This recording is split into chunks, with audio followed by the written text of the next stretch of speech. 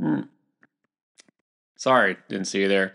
Um, I was actually just browsing the waiver wire, and sometimes when you're out there looking for help, it can be downright scary because it just looks like there's nobody who hasn't already been plucked off of waivers that can help your team. But fear not, because I found some players that are worth stashing.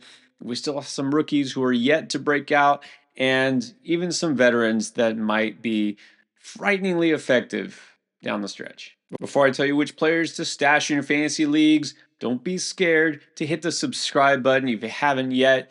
Help us reach our goal. We're on the way to 100K. Would greatly appreciate if you join us. Now, you don't have to look 6 feet deep to find some running back help here. There are some players on the way back that could help you, and some that are, well, readily available but haven't yet made that leap. Let's start with a guy that I know a lot of people have stashed, but not everyone has Trey Benson on the bench or on an IR spot. Unfortunately, some leagues still don't have IR spots. I'm not sure why. It is the year 2025. Let's get with it. Players get hurt every week. But look, whether you just chose not to stash him, somebody else is going to maybe drop him because when he is activated, tough roster decisions have to be made. Long story short, he's available in about half of Yahoo leagues and could be available in more. Or maybe even if you can't stash, you buy low now. He is not playing this week, but he'll probably be back most likely in week 10. And, his cryptic message from a couple weeks ago, soon, means nothing because he was on IR. He had to wait 4 weeks, but he is on the way back. He should be good. Of course, we have to check practice reports. A lot of people should be excited for Trey Benson to return because, even though Bam Knight has gotten a job done, he's still not going to be a lead back for an NFL team. If someone better is available, let's just face it, he's been fine. Trey Benson is the one with the upside. He was a third round pick last year for them for a reason, and all he needed was the opportunity. And he got that opportunity as soon as James Conner got hurt for the season. And then he got hurt. But look, Trey Benson was effective before he got hurt, 5.5 yards per carry, and involved as a receiver. They don't really have a true receiving back. I mean, he could be the do it all here. Just in the past 3 games that he saw action, he had 12 receptions. And so this is a guy who might be kind of close to a workhorse if he can just stay on the field. And so, yeah, you should still be excited about Trey Benson down the stretch. And the Cardinals, for what it's worth, they're going to have to lean on him quite a bit. So, look, if Benson is available, grab him now. And if not, like I said, it won't hurt to try to buy low before his return is announced. Now, normally the Kansas City Chiefs backfield is one I try to avoid like the plague because you see what happens. You have one back who gets most of the carries, and then Kareem Hunt just comes along and vultures the touchdowns. And then we're promised one thing and then not given it, which is the case with Brashard Smith, the exciting rookie who looks like he could be kind of a do-it-all back. He got great hands, right? Played as a receiver, and he's got that burst, that we thought Isaiah Pacheco had, but we haven't seen for now 2 years. And look, there is never going to be a workhorse back in this offense. That's just not how they use him. But still, there's upside, there's potential here. And we were told he's going to get more involved, and then he wasn't. But then he was against the Raiders. But it was all fourth quarter garbage time. And then last week, nothing, right? Against the Commanders, even though they were winning that game pretty easily, we still didn't see hardly any Brashard Smith, but now we might. Really, just out of necessity, whether Andy Reid is telling the truth or not, doesn't matter because Isaiah Pacheco is week to week with an MCL sprain. You saw him, go out in that game. Looked worse than I guess it actually was. But again, we're not talking day to day, week to week. Good chance he misses week 9, maybe week 10, who knows? And so they're going to have to give the ball to Brashard Smith at least a little bit. Now, one thing I found kind of shocking here, and so Hendwinks and Underdog, they do this weekly usage report, and one thing that jumped out to me, just again, beyond shocked, because when I think Chiefs, I don't think running game, but the way they're using the running backs. So just for the past month in weeks 5 through 8, the Chiefs are number one in terms of fantasy usage for running back position, right? As far as opportunity here, Brashard Smith has been part of it, at least a little bit. Now he's actually underachieved here. He's got minus 2.7 in terms of actual fantasy points compared to expected fantasy points. But just the fact that he has some expected fantasy points is a good sign, and that number is about to jump up. So don't go crazy here. I can't say he's a smash start just because Pacheco is out, because Hunt will still probably vulture the touchdowns going forward. But still, look, Brashard Smith is an exciting young player. It's a good time to get a hold of him now because we still have a lot of teams on bye. Now, before I get to receivers, got a couple of young receivers that are also trending upwards. I think we just have to talk about RJ Harvey again. Now, you might wonder, how is RJ Harvey a stash when the guy's owning already in about three-fourths of fantasy leagues, even though he's not necessarily someone you could count on? He hasn't been startable on a weekly basis. Some people are picking up just on the fact that he scored 3 touchdowns last week, even though he was still by far the number 2 back. And a lot of people, like me, are holding out hope for RJ Harvey, super talented young back. Really wish they didn't sign J.K. Dobbins. Oh, look, this will be probably good for RJ Harvey long term. Right now, it's just aggravating that Harvey's not getting enough opportunity. It's funny because we saw that, yeah, he scored 3 times last week. He only got 7 carries, right? How did you do that, right? He happened to get one as a reception, and then he was getting those short plunges. It's also kind of crazy that the 7 rush attempts that he just got against the Cowboys was his second most of the season so far. Yeah, he's only hit double digits once, and those carries came in basically a blowout win against the horrible Cowboys defense. So how can we expect enough usage for him to be dependable? You can't. So that's why I'm telling you, Harvey is still just a stash, right?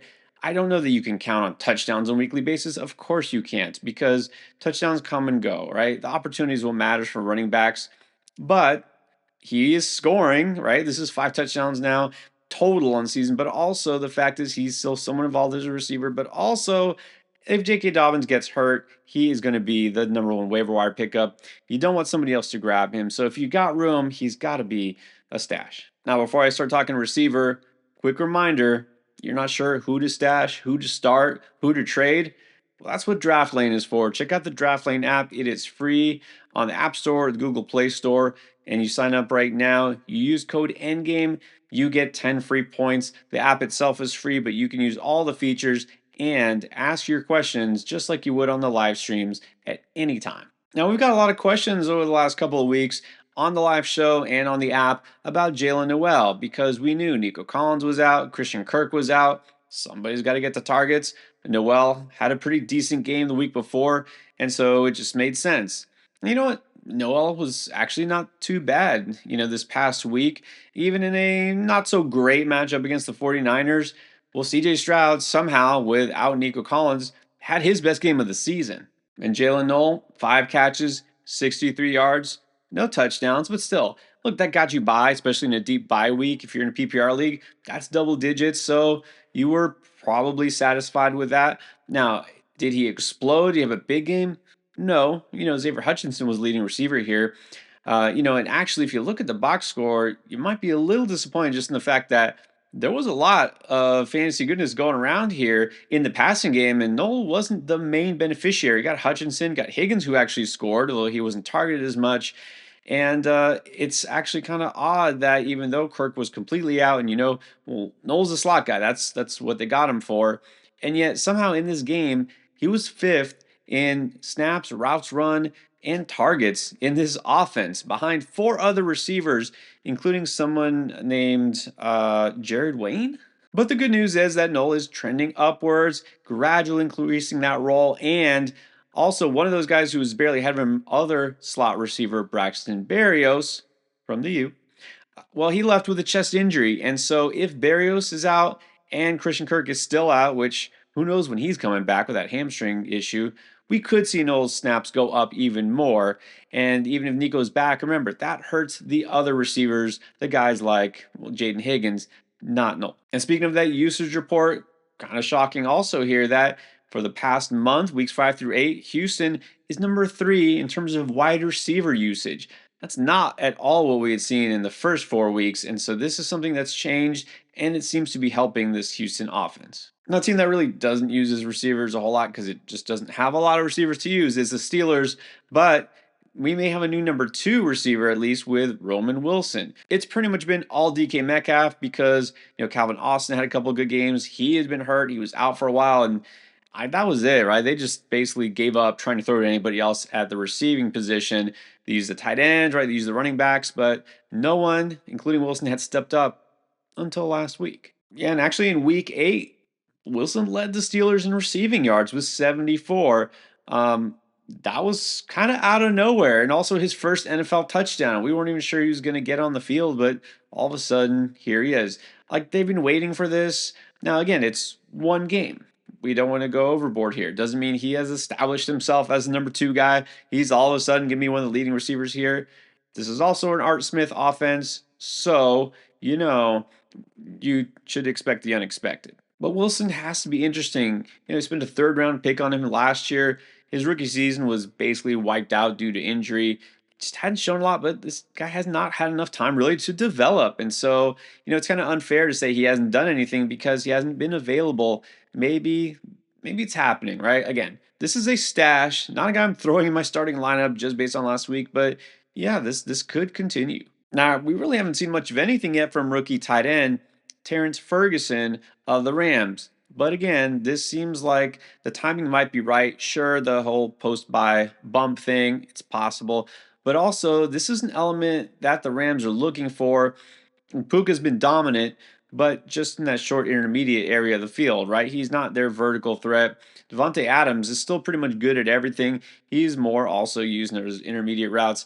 He'll get those deep shots once in a while, but look, they're just not getting what they need from a guy like Tutu Atwell, you know. And so maybe it's the tight end position that they're going to utilize. Ferguson did have his first NFL touchdown in that game before the bye, which was his second NFL reception. Again, one catch, one touchdown, that alone shouldn't, motivate you to make a roster move on your fantasy team, but you're looking for a touchdown with upside. This offense is the one that you want a part of. The Rams now, again, going back to usage, they have been number 1 in neutral pass rate. Matt Stafford has been looking great lately. A week to rest might look even better. That back seems like it's a non-issue. They're gonna pass. It's a Sean McVay offense. I mean, come on. You want a part of it, and if they're not deep enough at receiver to make it happen, again, a talented rookie tight end that they drafted to be a receiving threat, this could be time that he starts to come on. All right, it's been long enough. I know you're waiting. The elephant in the room is, when is he going to talk about Tyler Shuck? No, that's not. Well, okay, well, let's talk about Tyler Shuck. I mean, it's not every day or every week that we see a rookie quarterback making his first start. And look, I wasn't super pumped up about Tyler Shuck like a lot of people were. And, we saw he couldn't even beat Spencer Rattler for the job. But then again, despite the fact he has advanced age for a rookie, he's still a rookie, right? They want to give him some time on the sideline. I guess Rattler won the job. And look, honestly, Rattler wasn't that bad until the last couple of weeks where he actually started to turn the ball over. And, Kellen Moore, he's a new coach, former quarterback, offensive guy. He wants his guy quarterback. Rattler wasn't his guy. I'm not saying Shuck is for sure, but at least let's see what you can do with him, right? He's going to see if he can mold him. They selected him for a reason. Remember, Shuck was a second round pick. And, usually anybody quarterback who isn't a first round pick, you don't get super excited about. But this was absolutely shallow QB class. It was like Cam Ward, Jackson Dart, kind of everybody else. Look, the Saints liked him enough to take him. They knew they had a gap at the quarterback spot here. Don't think they really wanted Rattler to be the guy, and so now it's the transition. We'll see how it goes. Shuck, for his part in his very first NFL game, was okay, 17 for 30. His numbers look very similar to Rattler. He did have an interception as well, although that pick really wasn't his fault. Kind of went through the hands of the receiver. Now, completely missing Rashid Shaheed on a deep shot that should have been a touchdown. That was his fault. But again, this is his first regular season action as an NFL player. Despite how old he is, for a rookie, he's going to need some time. Look, if you want to be patient here, again, only in Superflex. Only in Superflex 2 QB leagues. I'm not talking about your regular redraft single QB leagues, but in leagues where maybe backup quarterbacks are hoarded even, you might want to stash and see if Shuck can develop. All right, back to running back. Not a rookie, but we haven't seen Jalen Wright this year until recently. Now, keep in mind, Jalen Wright of the Dolphins was really supposed to be the number 2 guy behind Devon Achane, but he got hurt late in the preseason after having an uneven preseason, let's put it that way. Didn't show out exactly, but he was still supposed to be that change of pace back. And then Ollie Gordon kind of took over, and Ollie Gordon has been solid. But now Jalen Wright is back, and he even got 9 carries just last week. Now, a lot of that's because, shockingly, the Dolphins were winning in a blowout, so they could just afford to run the ball in the second half. But this is what actually makes Jalen Wright somewhat interesting. Look, if Jalen Wright is still a Dolphin the rest of the season, unless H. Or Gordon gets hurt, there is no interest really in Jalen Wright. But he is one of those players that's been rumored that maybe could be available via trade. And the Dolphins, let's face it, despite the win last week, they're not making the playoffs, right? This season, McDaniel's probably not making it through the end of the season, if even. And so, why not make a guy like that available if you don't really need him? And if he gets a chance on a team that needs a running back who could use him more, you know what? His value could go up. And then, very far from a rookie, but I think I should at least mention the potential for Devin Singletary to become relevant. Now, we know Kim Scadaboo gone. Tyron Tracy is the main guy there, but yes, Singletary is going to be involved too. Now, they kept him around for a reason. That veteran presence is solid, dependable, all those boring things that don't really excite you in fantasy. And I get it, right? He shouldn't be a guy that you want to start, but he's going to get touches. And again, I hate to throw it out there, but based on the way the Giants season is going, you wouldn't be surprised if Tyron Tracy got injured as well. Singletary might just have to get more touches than needed. Unfortunately, he's been trending downwards, is why he is the number 3 back, or has been number 3 back. Only 3 yards per carry this season, 3.9 yards per carry last season. But he'll show up at times. You know what? He should be fresh. Hasn't been used very much this year. Well, look, the bottom line here is running backs who get touches are valuable in fantasy. He'll get some touches. If you're in a deep enough league, he's someone that could have value. And then let's end back where we began in the Arizona backfield. So you also know that Michael Carter was released. And so this is why everyone's like, yeah, Trey Benson back. Well, Trey Benson's not back yet because he can't be back this week. But it's because Amari Demercado is back. Remember, he missed the game before the bye. He's still there. He's the number 2 guy behind Bam Knight now. And look, Demercado basically has been known for one thing this season. It's dropping the ball right before the goal line, right? He's not the only player to do that, which why, how, I don't know. But anyways, that's what he's going to be known for. And it's a shame because he just ripped off a long run. He looked like he was carving out a role in this offense, and then, punishment, and then injury. But look, Amari Demercado, he's going to be the passing down back at least this week. And then, you know what? If Trey Benson isn't ready right away to come back, or if one of these guys gets hurt, Demercado gets more touches. Again, I know this is not the most exciting stash here, but touches are touches. It's fantasy. You got to go for opportunity first and foremost. So just keep Demercado in the back of your mind or at the bottom of your bench. Happy Halloween to everyone. Go ahead and start stashing those players in your fantasy leagues and get those wins. Don't forget, by the way, you want to win big this weekend. Make sure you catch all the start sit videos and everything you need right here.